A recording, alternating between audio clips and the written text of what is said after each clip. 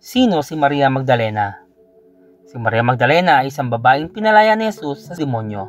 Lucas 8:2. Ang pangalan Magdalena ay malamang na nagpapahiwatig na siya ay nagmula sa Magdala, isang lungsod sa timog kanlurang baybayin ng dagat ng Galilea.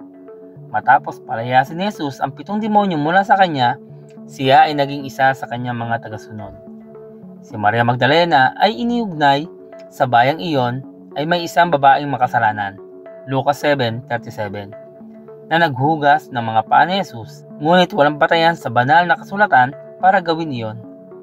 Si Maria Magdalena ay wala kahit saan sa Biblia na kinilala bilang isang patutot o bilang isang immoral na babae, sa kabila ng popular na paglalarawan sa kanya bilang ganoon. Si Maria Magdalena ay madalas ding iugnay sa babaeng iniligtas ni Jesus mula sa pagbato matapos siyang mahuli sa pangangalo niya, Juan 8:1-11. Ngunit ito ay isang akusasyon na walang ebidensya. Ang pelikula The Passion of the Christ ay gumawa ng ganitong koneksyon.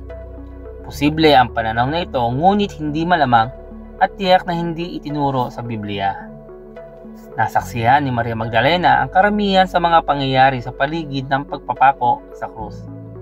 Siya ay naroroon sa pangungutyang paglilitis kay Jesus. Narinig niyang binigkas ni Poncio Pilato ang hatol na kamatayan, at nakita niya si Jesus na binugbog at pinahiya ng karamihan.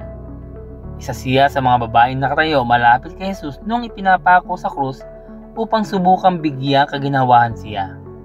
Ang pinakaunang saksi sa muling pagkabuhay ni Jesus, siya ay isinugo ni Jesus upang sabihin sa iba, Juan 20:11-18. Bagamat ito ay huling pagbanggi sa kanya sa Biblia, malamang nakabilang siya sa mga babaeng nagtipon kasama ng mga apostol upang maghintay sa ipinangakong pagdating ng Banal na Espiritu.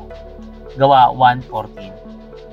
Ang katang-isip na nobelang The Da Vinci Code ay nagsalaysay na si Jesus at Maria Magdalena ay kasal.